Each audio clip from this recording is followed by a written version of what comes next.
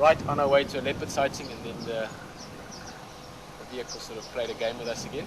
So looking forward to this afternoon's drive. We're going to start straight away. I'm going to head towards those leopards. Sort of start off where we took off this morning, see if we maybe get something. Obviously it is still sort of mid-afternoon. It's 3 o'clock here Central African time, so they might not be that busy. We'll have a look around there, and otherwise just keep an eye on the waterholes and do what we do. Just enjoy the sort of beauty and tranquility out here of what is a very beautiful area. We're live at Djuma Game Reserve, Sabi Sand, South Africa, all part of a much larger ecosystem that forms part of Kruger all the way into Mozambique. So it is really a wildlife paradise, and something that is very special, and it's a pleasure to share with you. So from myself, Peter, Rob on camera, Haley back at the Life Control Center, and everyone at Wild Earth is always very welcome, and let's go enjoy the afternoon out there.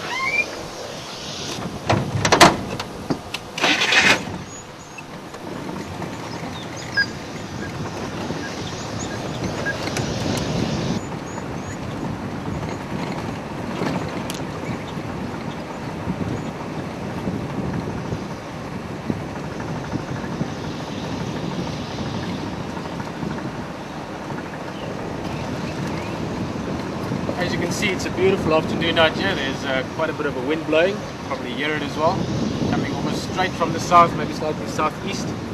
And I didn't know what time of year it was. I would have thought it's springtime. It's a warm feeling earlier. There's quite a bit of cloud as well. As you can see, that sort of hazy moisture up there, quite a bit of cloud, and really pretty. So looking forward to the afternoon, and just a different feel to the afternoon as well. Temperatures about low 20s, low mid 20s, perfect day.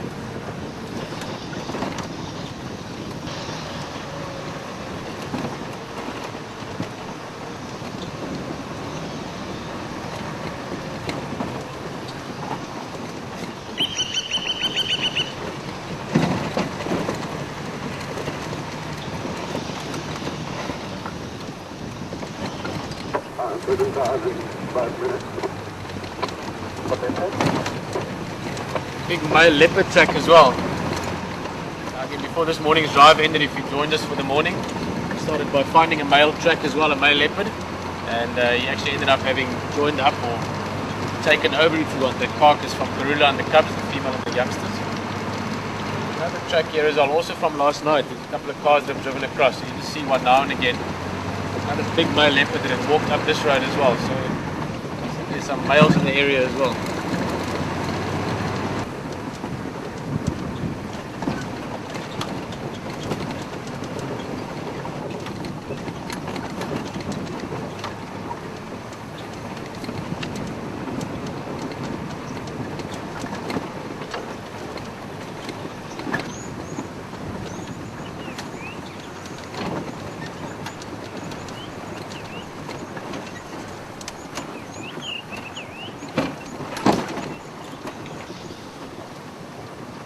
Bit of a strange waterhole, this Treehouse Dam. It's very often quiet, and it seems to be the case again today. But if you look at the tracks around here, and look at the road as we drove down here, there's quite a few things coming and going past here, often at night as well.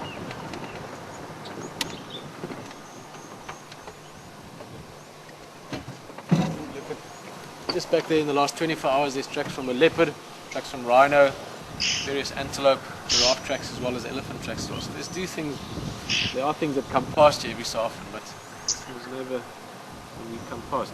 Just have a look around the edge of the water. We'll just have a look along that side. See a bit of elephant dung every here and there, sort of just spread out. So the elephants do come and drink here.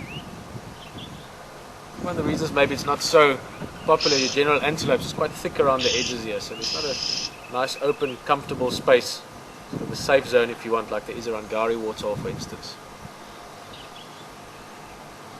And also now this waterhole is getting quite low, so the water will be quite muddy compared to bigger dams where the water will physically be tasting a bit better still.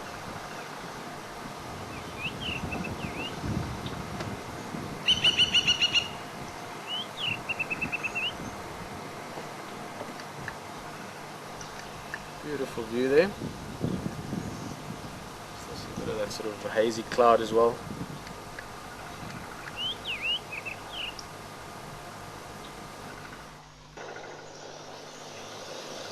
It's all quiet. We can sit here for a minute or two and just have a good look around.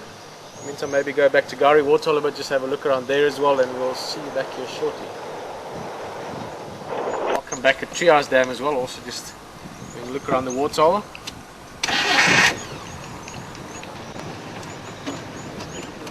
Looked at it a month ago or so. I think we once stopped to look at this plant. This road that we're on at the moment is actually known as Orchid Road. The reason for it is, look up in that dead leadwood there, sort of the far right hand branch. Looks like a little hairstyle growing out of the top of the branch. You see the seeds in it as well. That's a leopard orchid.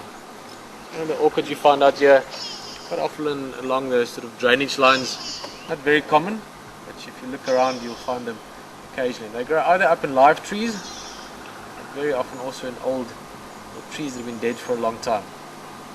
Like beautiful small orchids, sort of a pale yellow with sort of a dark maroon spots on it.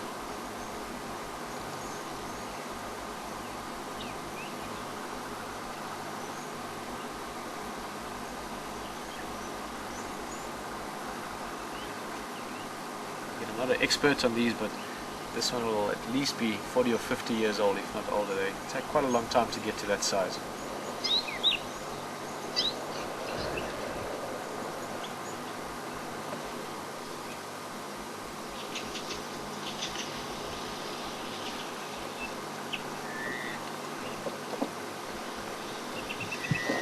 But speaking of leopard orchid, let's go look for some other spotted things.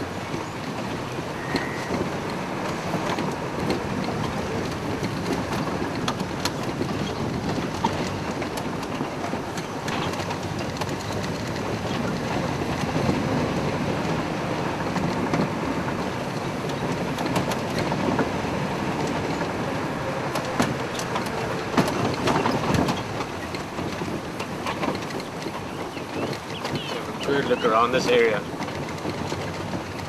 Yesterday they were still around, we couldn't even find them. We looked for quite a while. Only late in the afternoon had one of the vehicles seen them and they moved out. Just getting to where that leopard killer's been. If you maybe haven't been able to join us the last few days, the gorilla killed 2 nyalos here. A little tiny baby and a young male. And the cubs have been feeding on it for what's going into its 3rd day now, 3rd night. Also during the course of last night, a big male has moved in here. You see there's some more food up in the tree. Oh, there's a bit, there's a leg. Let's have a look.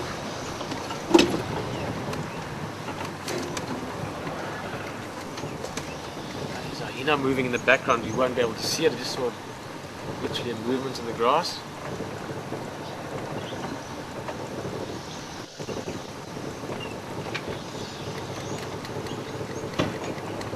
Around to the other side into this drainage line.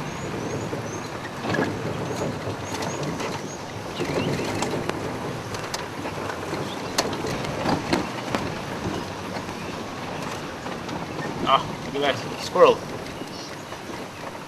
But it's running away. It's funny, I've seen 3 squirrels already hanging around here. I think they have the size of a little mouse. It's easy to spot the leopards.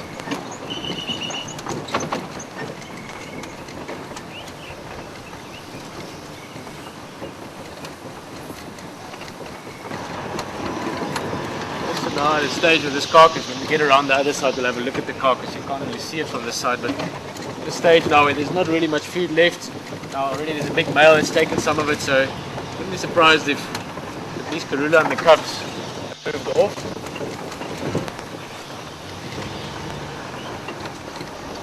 So I don't see any tracks on the road here, so maybe they're still around. We're going to just have a look at this side one more time and then we'll go right around, get into that drainage line.